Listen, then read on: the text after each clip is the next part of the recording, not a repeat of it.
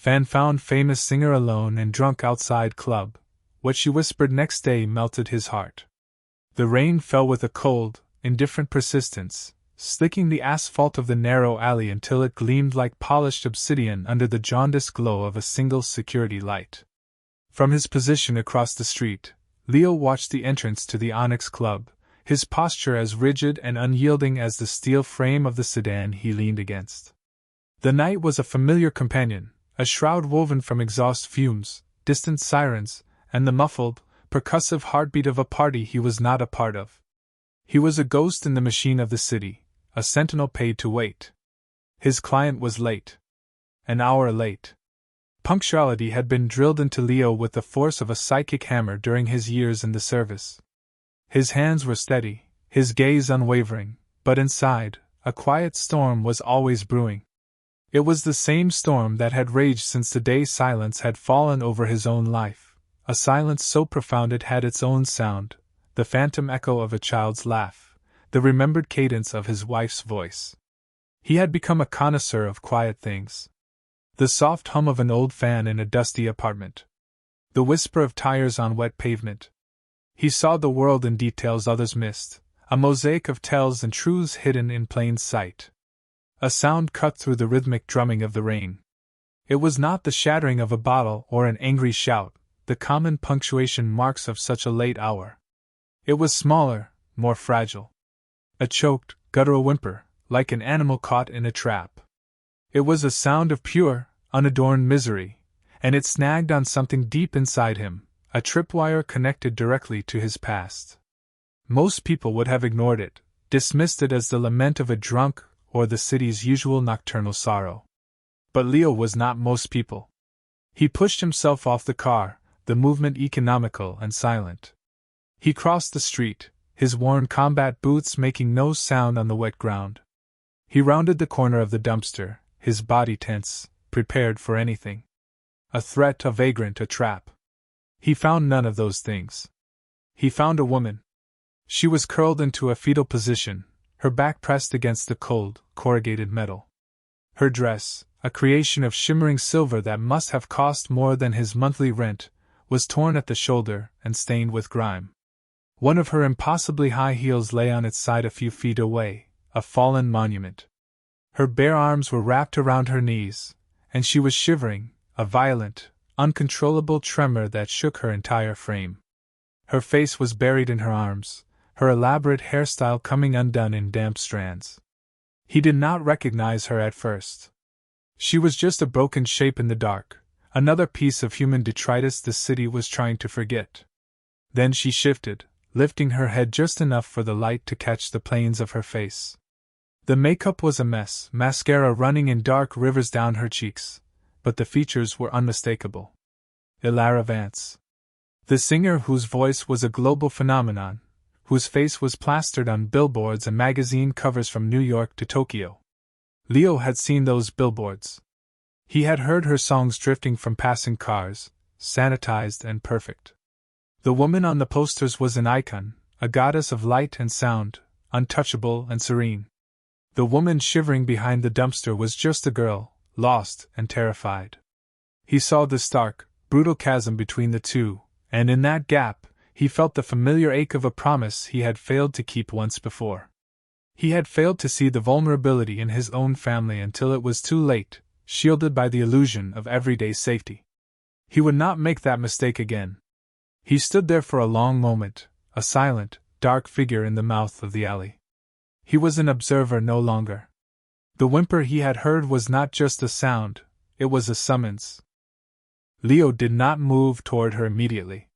He remained at a respectful distance, a shadow detached from the wall.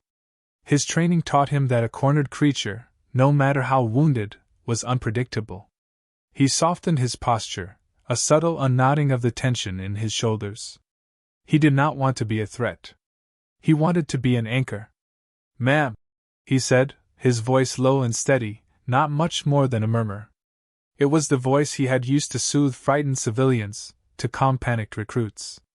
A voice designed to cut through fear without causing more of it. Ilara flinched violently at the sound, her head snapping up. Her eyes, wide and unfocused, darted around, searching for the source of the voice. They were the eyes of someone who had drifted far from shore and had just realized the land was gone. There was no recognition in them, only raw, primal fear. "It's okay," he said, keeping his tone even. "You're safe." He took a slow, deliberate step forward, his hands visible at his sides. He saw the flicker of a thought cross her face, the instinct to flee, but her body was a leaden weight, refusing to obey. The cold had seeped deep into her bones. He began to unbutton his coat. It was a heavy, dark wool peacoat, worn but clean, a relic from a colder life. It was his shield against the world. He shrugged it off his shoulders. The movement was a small test. An aggressive gesture would have made her recoil. This, he hoped, was an offering. As he took another step, a heavy metal door squealed open further down the alley. A bouncer, a mountain of a man in a tight black shirt, peered out. His eyes fell on Leo, then on the pathetic form of Elara Vance. There was no concern in his gaze, only annoyance. He looked at Leo as if he were another piece of trash to be swept away. The bouncer made a dismissive gesture, a flick of the wrist that said, "Deal with it, just get it away from here." Then the door clicked shut, plunging the alley back into its grimy solitude. In that single, callous gesture, Leo understood everything. She had not wandered out here by accident. She had been cast out, discarded. A black town car with tinted windows, which had been idling at the alley's entrance, suddenly pulled away from the curb and disappeared into the night. Her entourage. Her protectors. They had left her. The system designed to cradle her had ejected her the moment she became inconvenient. The confirmation settled in his gut like a cold stone. This was not just a woman who had too much to drink. This was a soul in distress, abandoned by her handlers. He knelt down, the wet concrete seeping through the knee of his trousers. He did not touch her. He simply laid his coat over her trembling shoulders. She flinched at the contact but did not pull away. The heavy wool seemed to calm the shivers, its simple warmth a shocking comfort. He saw her clutch a small, sequined bag, lying half open on the ground. He carefully picked it up, his movements methodical. Inside, amongst the lipstick and keys, was a slim leather wallet. He found her driver's license. Elara Vance was the name on the stage. Elena Vasile was the name on the plastic card, next to an address in a part of town where the buildings had doormen and sweeping views of the city. "Elena," he said softly, using the name he found. The sound of it seemed to startle her more than his first words. It was a name that perhaps she had not heard in a long time, a name that belonged to the girl, not the star. "I'm going to get you home." He rose and walked to the street, flagging down a passing taxi. The cabbie, a tired-looking man with a gray mustache, slowed down, his eyes taking in the scene with suspicion. He saw the dark alley, the imposing figure of Leo, and started to accelerate. Leo held up a hand and then pulled out his wallet, showing not a badge, but a thick fold of cash. It was most of what he had, his emergency fund. Money was the city's most universal language. The taxi's brakes hissed. The driver, a man named Sal, as Leo would later learn, watched with wary curiosity as Leo went back to the woman. He helped her to her feet, his hands gentle but firm on her arm. She was surprisingly light, as if hollowed out by her fame. She leaned on him heavily, a dead weight of exhaustion and alcohol. He guided her to the cab, opened the door, and eased her into the back seat. He slid in beside her, gave Sal the address, and added a quiet instruction. "And please turn up the heat." Sal glanced at them in the rearview mirror, the silent, stoic man and the collapsed, shimmering celebrity. He saw the heavy coat draped over her, the careful way the man kept a respectful distance in the seat. He saw something that was not part of the usual late-night depravity. He saw decency. He nodded once, a flicker of understanding in his tired eyes, and turned the heat dial all the way up. The taxi pulled away from the curb, leaving the cold alley and the Onyx Club behind. It was a small, mobile sanctuary moving through the sleeping city. The ride was silent, save for the rhythmic swish of the wipers and the soft blast of the heater. Elena, had curled into the corner of the back seat, Leo's coat pulled up to her chin. Her breathing was evening out, the violent shivers subsiding into a faint tremor. Her eyes were closed, but Leo knew she was not asleep. She was adrift in that gray sea between intoxication and consciousness. Leo did not look at her. He watched the city slide by the window, a blur of neon and concrete. He was acutely aware of her presence beside him, of the faint scent of expensive perfume now soured with rain and despair. His mind was a quiet, orderly place, and he was processing the situation with military clarity. Step 1. Remove the asset from the hostile environment. Done. Step 2. Secure the asset in a safe location. In progress. Step 3. Withdraw. That was the most important part. He was not her friend, not her savior. He was a temporary solution to a problem, a stranger who had stumbled into her orbit for a single, miserable night. The taxi pulled up to a glass and steel monolith, a residential building that aimed for the clouds. A uniformed doorman stood behind a glass partition, his expression impassive. Getting her inside would be the next challenge. A scene here would attract the kind of attention he had worked to avoid. He paid the driver, adding a substantial tip. "Thank you, Sal," he said, meeting the man's eyes in the mirror. "I appreciate your discretion." Sal gave a short, sharp nod. "Some nights you see things you don't talk about. Take care of her, son. She looks like she needs it." It was a quiet benediction from one stranger to another. He had found his ally, however brief. Leo helped Elena out of the car. She was more lucid now, able to stand on her own, though she swayed slightly. He kept a steadying hand on her elbow. As they approached the entrance, the doorman stepped out, his posture stiffening. "Can I help you?" The doorman's gaze flickered from Leo's rough coat to Elena's disheveled state. It was a look of professional suspicion. "Miss Vasile isn't feeling well," Leo said calmly, his voice leaving no room for argument. He used her real name again, a small key to unlock the door. "I'm seeing her up to her apartment." The doorman's eyes narrowed, but then he looked closer at Elena's face. Recognition dawned, followed by a flicker of alarm. He had a world-famous resident on his hands, looking like a wreck. His job was to prevent problems, and Leo suddenly looked less like a problem and more like a solution. He stepped aside and held the door open. "Of course, sir." The penthouse. The elevator ride was another silent ascent. The apartment was vast, a cavern of white walls, marble floors, and floor-to-ceiling windows that displayed the city like a carpet of jewels. But it was cold. Not in temperature, but in spirit. It was a showroom, not a home. Gold records and gleaming awards were arranged on sterile glass shelves. A grand piano stood silent in a corner, a polished black sarcophagus. There were no photographs of family, no cluttered stacks of books, no sign of a life lived, only a life curated. The gilded cage was more apparent than ever. He guided her to a plush white sofa. She sank into it, looking small and lost in the immense space. He stood awkwardly in the center of the room, a rough, dark shape in a pristine, white world. His job was done. It was time for his withdrawal. On a sleek, modern desk, he saw a piece of paper. It was a single sheet of heavy stationery, half covered in elegant, frantic script. His eyes caught a few phrases before he could stop himself. "A million faces screaming my name, but I've never felt so alone. They love the voice, not the girl inside it. I am a ghost in my own life." It was a suicide note in all but name, a cry for help written to an audience of none. This was the irrefutable evidence, the smoking gun that proved her suffering was not a momentary lapse but a chronic condition. He felt a cold dread creep up his spine. Leaving her now felt like abandoning a soldier on the battlefield. He went to the kitchen, another sterile masterpiece of chrome and granite, and poured a glass of water.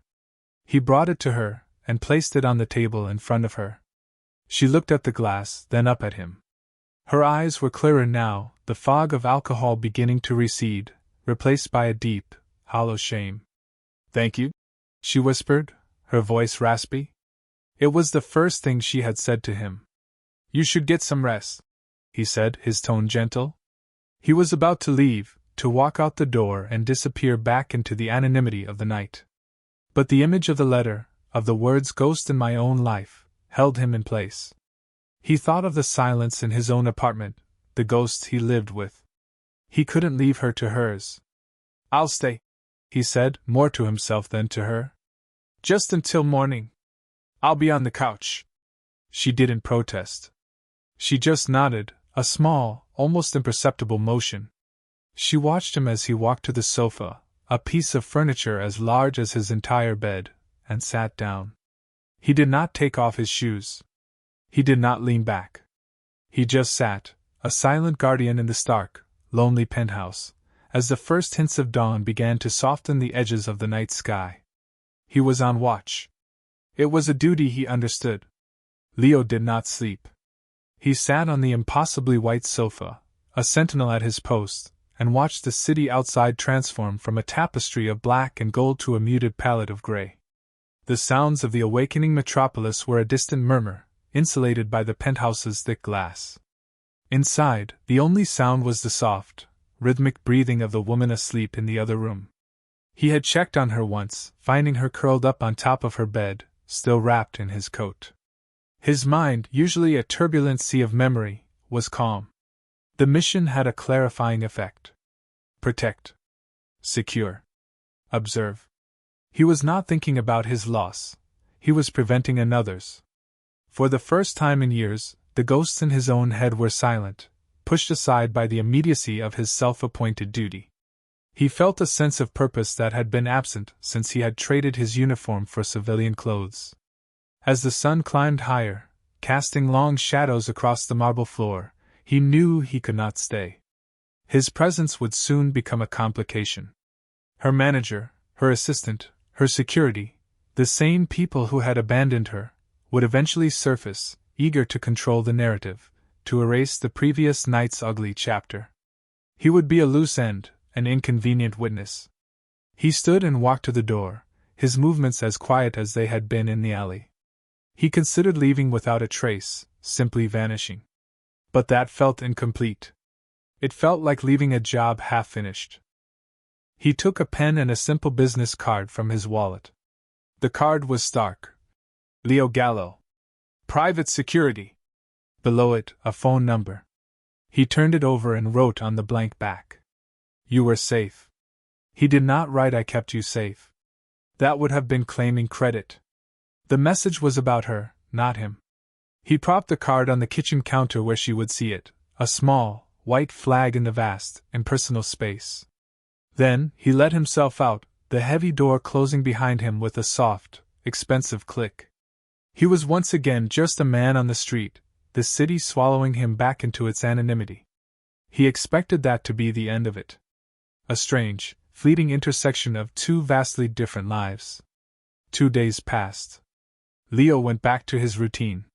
He drove clients who spoke on their phones and never looked him in the eye. He ate alone in cheap diners.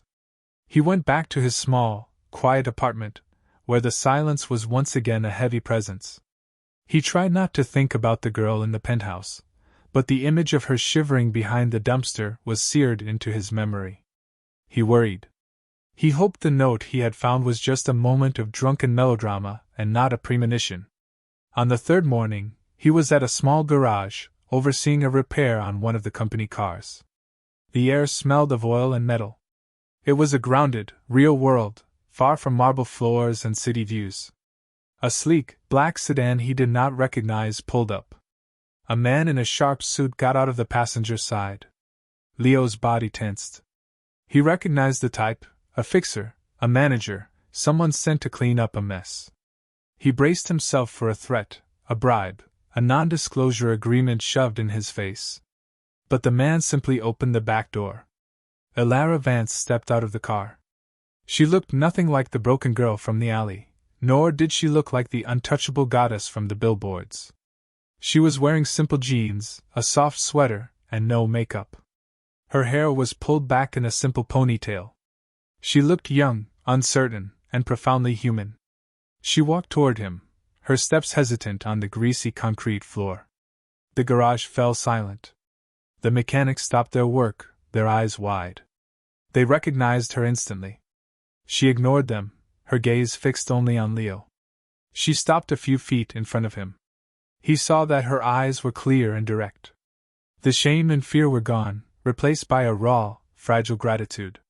For a long moment, she said nothing.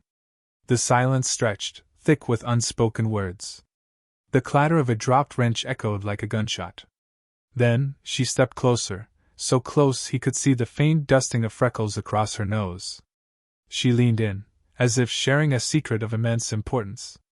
"You treated me like a person," she whispered, her voice barely audible above the hum of the garage. "When I forgot I was one."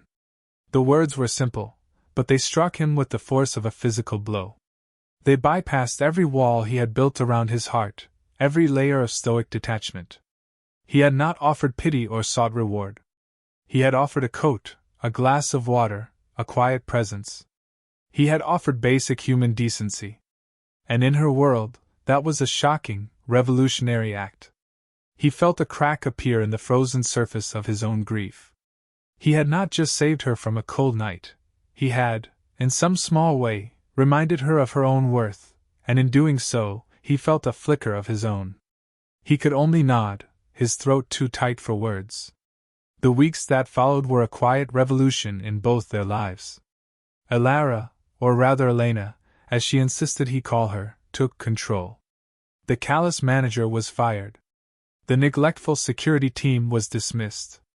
The sleek, black town car that had abandoned her was replaced. She began to dismantle the gilded cage she had been living in, piece by piece. She did it quietly, without press releases or public drama. It was a personal, internal reckoning. She called Leo a week after their meeting at the garage. Her voice was steady over the phone. She had a concert, her first since that night. It was a massive stadium show, the kind of event that made his solitary life seem even smaller. She asked him to come? Not as a guest in a VIP box, but as her guest, backstage. He was hesitant, uncomfortable with the idea of being anywhere near that world of noise and crowds. "I need you there," she said, and there was a plea in her voice he could not refuse. "I need to see one person in that chaos who sees me." So he went. Backstage was a frantic, controlled pandemonium of technicians, roadies, and musicians. Leo stood in the wings, a quiet, immovable object in a river of frantic energy. He watched her on the giant screens as she performed for 80,000 people. She was magnificent. The voice, the presence, the power, it was all there. She was the star the world adored. But then, midway through her set, she did something unexpected. She held up a hand, and the roaring music faded into a stunned silence. The entire stadium, a city of screaming fans, went quiet. "I want to tell you a story," she said, her voice echoing through the vast space. She spoke of a cold night, of feeling lost and invisible, of being treated like a product instead of a person. She did not share the ugly details, only the emotional truth. She spoke of a stranger's kindness, of a simple coat and a quiet presence that reminded her who she was. "We celebrate fame and fortune," she said, her voice ringing with a newfound conviction. "But we forget to celebrate simple, quiet decency. We forget to celebrate the people who see us when we are at our lowest, who offer a hand not for what they can get, but for what they can give." The stadium was so silent Leo could hear the hum of the amplifiers. He felt 100 pairs of eyes from the backstage crew turned toward him. He had not realized that Elena's new, loyal team knew the story. They knew who he was. "That man is here tonight," she said, and she turned and pointed directly at him, a single spotlight swinging from her to illuminate him in the shadows of the wings. The light was blinding. For a man who lived in the shadows, it felt like an interrogation. 80,000 pairs of eyes were on him. He didn't flinch. "He asked for nothing," she continued, her voice thick with emotion. "He wanted nothing. He reminded me that the greatest strength isn't found on a stage under bright lights. It's found in the quiet heart of a good person. He saved my life." Then, the stadium erupted. It was not the screaming of fans for an idol. It was a roar of deep, communal respect. It was a verdict. A public acknowledgement of a private truth. It was a wave of sound that washed over Leo, not with the chaos he feared, but with a strange, unexpected warmth. After the show, the dressing room was quiet. The crowds were gone, the entourage dismissed. It was just him and Elena. She was sitting on a small sofa, wiping away the last of her stage makeup. She looked tired, but a deep, peaceful light shone from her eyes. "I hope that was okay," she said quietly. "I didn't mean to put you on the spot." "It was okay," he said. And it was. The light had not exposed him, it had validated him. She looked at him, her expression serious. "I'm building a new team. A new family of sorts. People I trust. People who see Elena, not just Ilara. I want you to be a part of it. Not as a bodyguard in the traditional sense. As my head of security. As a friend. As my anchor." Leo thought of his empty apartment, of the long, silent nights, of the ghost of a purpose he had been chasing for years. He thought of his rigid moral code, his need to protect. Here was a new mission. Not one of war or violence, but of vigilance and care. It was a chance to stand guard over a life, not a building. He looked at this young woman who had the world at her feet, but had felt the ground crumble beneath them. He had been adrift, and so had she. Perhaps they could be each other's shore. "Okay," he said. A single word that closed one chapter of his life and began another. A few months later, Leo stood on the balcony of the penthouse. The sun was setting, painting the sky in hues of orange and purple. The apartment was different now. The sterile white had been warmed with color. There were framed photos on the walls, of Elena with her band, of her with her parents, and one, on a small side table, of her and Leo, taken on this very balcony, both of them smiling a real, unforced smile. Elena came and stood beside him, holding 2 mugs of coffee. She handed one to him. The silence between them was comfortable, easy. It was the silence of shared understanding, not of loneliness. "I'm selling this place," she said, looking out at the sprawling city. "It was never a home. It was a monument to an idea of success. I want to build a real home." Leo nodded, sipping his coffee. He understood. He, too, was building a new life. In his own apartment, the picture of his wife and daughter was back on his nightstand. He had not forgotten them, but their memory was no longer just a source of pain. It was a part of the man he was, the man who had been able to see a person in need and act. Their friendship became the quiet bedrock of her new life and his. He was her guardian, her confidant, the still point in her turning world. And she, with her resilient spirit and profound gratitude, had given him a reason to step back into the light. He had found a famous singer in the dark, but in saving her, he had finally found the way to rescue himself. The story was not about a fan saving his idol. It was about 2 lonely souls finding a harbor in each other, proving that the most profound connections are often forged in the quietest, most unexpected moments of grace. True strength, he had learned, was not the absence of wounds, but the courage to protect the wounds of another.